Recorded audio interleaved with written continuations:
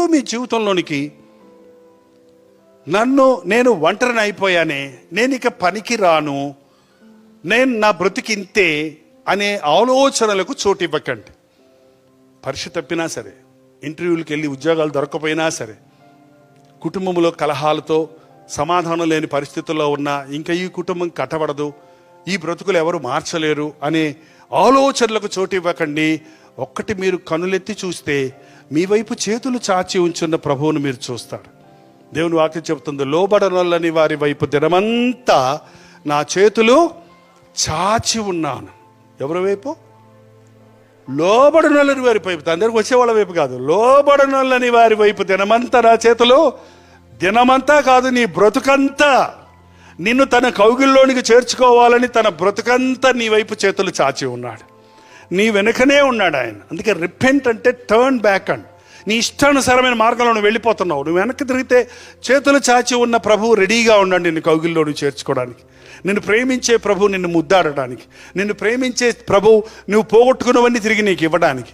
ఆ తప్పిపోయిన కుమారుడు తండ్రి దగ్గర నుంచి వెళ్ళిపోయిన తర్వాత ఇంచుమించు 2 సంవత్సరాలట వాడు బయటికి వెళ్ళి దుర్వ్యాపారంలో సమస్తం పోగొట్టుకొని పందులు తిని పొట్టుతో కడుపు నింపుకోవాలనుకొని దిక్కులేని పరిస్థితుల్లో బుద్ధి వచ్చినప్పుడు he came to his senses అని ఉంది ఇంగ్లీష్ బైబిల్లో. తనకు జ్ఞానం కలిగినప్పుడు, జ్ఞానోదయం, నేను తప్పు చేశాను, నా తండ్రి ఇంట్లో కూలోళ్ళకు కూడా కడుపు నిండా ఆహారం ఉందే, నేను ఇక్కడ ఆకలితో చేస్తాను అనే పందులు తిని పొట్టుతో కడుపు నింపుకుందాం అనుకుంటున్నాను గ్రహించుకొని తిరిగి తండ్రి దగ్గరకు వచ్చేటప్పటికి తండ్రి చూశాడా, వాడు ఇంకను దూరముగా ఉన్నప్పుడే చూశాడంటే తండ్రి ఏం చేస్తున్నాడు? కొడుకు కోసం ఎదురు చూస్తూనే ఉన్నాడు. ఎదురెందుకు చూడాలండి, ఇల్లు తీసుకొచ్చుకోవచ్చు కదా అని. ఇల్లు తీసుకొచ్చుకున్నావు అనుకో పిల్లల్ని, మళ్ళీ 2వ రోజే మళ్ళీ ఎత్తుకొని వెళ్ళిపోతాడు అంతే.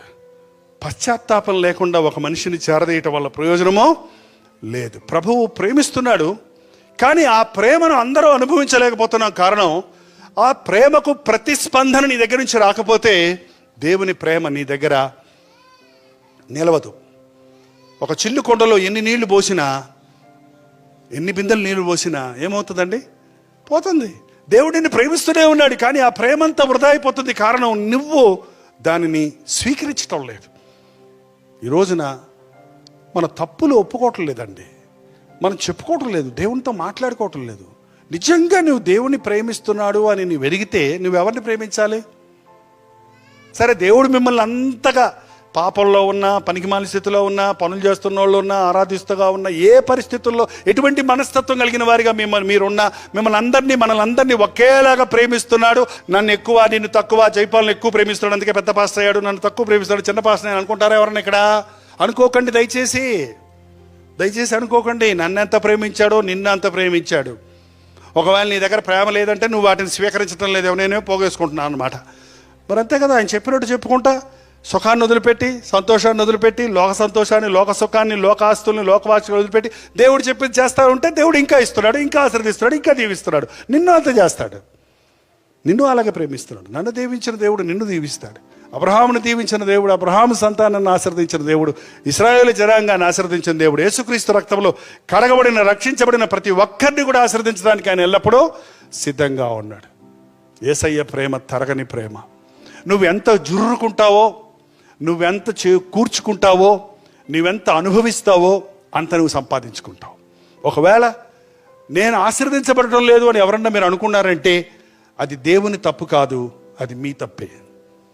నన్ను మీరు అడగలేదు కాబట్టి మీకు అది దొరకలేదు. మీ సంతోషము సంపూర్ణమైనట్లుగా అడగండి, మీకు నేను ఇస్తానన్నాడు. నా పేరును మీరు ఏది అడిగినా ఇస్తానన్నాడు. ఒక్కసారి ఆలోచన చేయండి. మనుషుల దగ్గరికి వెళ్ళి బతిమలాడుకుంటున్నాం, అడుక్కుంటున్నాం, మనుషుల దగ్గరికి వెళ్ళి సహాయాలు కోరుకుంటున్నాం, మనుషుల యొక్క మన్ననలు కోరుకుంటున్నాం, వారి యొక్క మెప్పును కోరుకుంటున్నాం. కానీ ఎన్నడైనా నీవు యేసు ప్రభు యొక్క కృప కొరకు వేడుకున్నావా? ఆయన దయ కొరకు వేడుకున్నావా? ఆయన ప్రేమలో భద్రపరచబడటకు ఆశించావా? ఆయన ప్రేమని గుర్తించి ఆయన ఎదుట సాగిలపడి నీవు ఆయన్ని ఆరాధించావా? నిన్ను ఆశీర్వదించే ప్రభు నీకుండగా ఈ లోకంలో వాటి కోసం నువ్వు తాపత్రయపడటం వల్ల ప్రయోజనం లేదు. ఆయన ఆశీర్వదిస్తే అది ఎన్నటన్నిటికీ ఆశీర్వాదం. మీరు ఒకటే నేర్చుకోండి, విశ్వాసం నేర్చుకోండి.